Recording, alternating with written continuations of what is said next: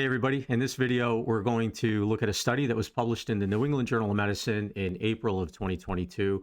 And I found it interesting because it has to do with time-restricted eating, better known as intermittent fasting, and calorie restriction. And it's something that I deal with, and probably a lot of you deal with this issue too. So let's just take a look at it. So this was published April 21st of 2022, and I'll keep the link posted below. Just a little bit of background. The literature in dieting has shown that most diets offer pretty modest weight loss after a year, about a 5% weight loss. Long-term weight loss certainly remains a challenge for anybody that goes on a diet. And identification of a successful dietary plan is certainly in the public's best interest, and everyone is interested in that. So time-restricted eating, better known as intermittent fasting, or there's other variations like one meal a day, and it's essentially just shortening the time window of eating from a 24-hour time window that some of us do to, maybe a 6-hour or 8-hour window during the day. The benefit of time-restricted eating is that it's pretty simple to follow. I mean, you can just set your clock and say, I'm only going to eat between 8 a.m. and 4 p.m., let's say. So it definitely enhances adherence to the diet.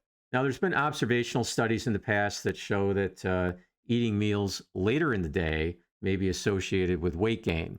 And I think some of us can relate to that. I know I can, that if I go work a 12-hour shift, and oftentimes I don't get a chance to eat during the day. By the time I get home at 7, 8, or 9 o'clock at night, I'm eating pretty much everything I can find.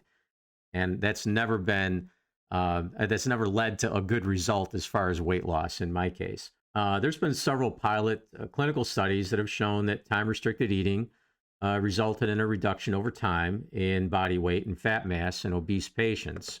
But the question is intermittent fasting itself superior to just restricting your calorie intake? So there was a randomized clinical trial that was performed in China, and it was designed to look at calorie-restricted eating versus intermittent fasting. Two groups were recruited. One was a time-restricted eating regimen, and the second one was just daily calorie restriction. And this study lasted for 12 months. They recruited both men and women, just from the general population, wide age range of 18 to 75, and they all had to fit within a body mass index of 28 to 45, which would be considered overweight or obese. They excluded anyone that had a history of malignant tumor, diabetes, hepatitis, liver dysfunction, chronic kidney disease. Current smokers were eliminated, as well as those with serious cardiovascular disease within the previous 6 months, severe GI disease, and they don't specifically say what constitutes severe cardiovascular or GI disease, but GI surgery within 12 months, that excludes you from participation. Also, if you're currently in a weight loss program, that negates your ability to get into the study. Also, taking weight loss drugs, or if you're pregnant or plan to be pregnant. So men were supposed to follow a 1,500 to 1,800 calorie diet, and women 1,200 to 1,500 calories per day. That's pretty challenging. I try to stick to a diet of 1,600 calories or less, and it's achievable with a lot of modifications of what I eat, but it's doable. But for women to follow a 1,200 to 1,500 calorie diet, boy, that's pretty tough. Everyone in the study received dietary counseling. I think it was once a week. Protein intake was not super high. Protein intake was kept around 15 to 20%. Time-restricted eaters were limited to eat between 8 a.m. and 4 p.m. And only non-caloric beverages outside of the eating window were allowed. The calorie-restricted group could eat anytime they wanted. They just had to stay within the calorie boundaries.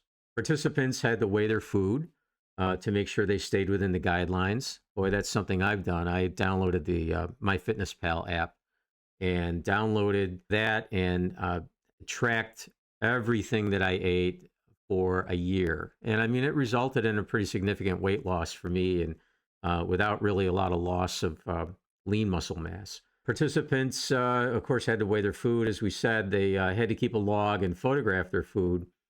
The primary outcome of the study was the difference between the two groups at the 12-month period. Secondary outcomes, they measured change in waist circumference, body fat, body lean mass, metabolic risk factors such as glucose levels, insulin sensitivity, serum lipids, and blood pressure. So the results, the mean weight change from baseline for the time-restricted eaters was a negative 8 kilograms and a negative 6.3 kilograms in the calorie-restricted group. So a little bit more weight loss in the time-restricted eating group, but it was not calculated to be statistically significant. Body fat mass at 12 months was reduced by 5.9 kilograms in the time-restricted eating group and 4.5 kilograms in the calorie-restricted group.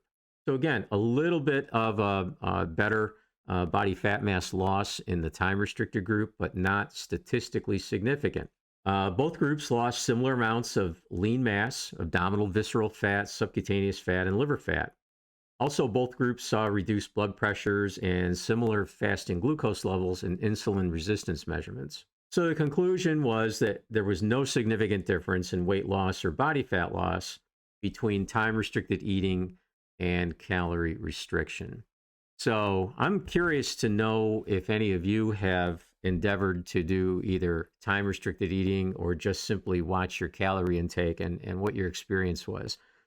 In my case, I decided to do what I guess some people call an anabolic diet. And the bottom line with that is it's a high protein diet. And what I did though is I measured out or calculated out what my total caloric need for the day would be. I called myself sedentary, even though I really wasn't. I just figured I'm going to err on the side of caution. I called myself sedentary. So I calculated out to be about 2,000 calories per day was my basal metabolic rate plus activity. I deducted 500 calories from that, and so I came up with 1,500.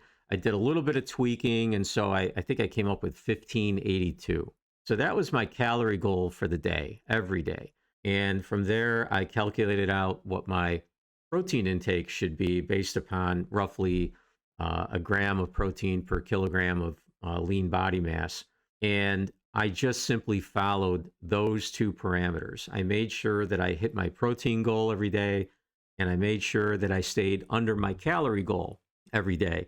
And the result was I felt good. I slept much better. I made sure, and this was the thing, is like a lot of people out there who work, who don't get a chance to really eat on the job. I forced myself to eat something before going to work and to eat something throughout the day so that I wasn't coming home and just gorging on food. But the result was I lost a total of about 30 pounds over about a 7 or 8 month period. Now, I wound up losing probably a little too much because I noticed at the gym, and I go to the gym 6 days a week. I do a strength and conditioning program 6 days a week. And I started to lose some strength and I started to lose some energy because I was getting down to a weight where I was like in the 1990s. And it was a little bit too low for me. So I modified a little bit. I upped my calorie intake a little bit more. And now I'm at a point where I feel pretty good. I think my strength is back to where I want it to be. And so the bottom line is what I did was calorie restriction. I restricted my calorie intake. I just made sure that I took in enough protein to support the activity that I was doing, in particular, weightlifting and strength training and that sort of thing. So leave some comments below. I'd like to know what you guys are up to and what fat loss programs have worked for you. If you're interested in this type of material, please consider subscribing to the channel and give it a like. And I'll talk to you again soon. Thanks. Bye.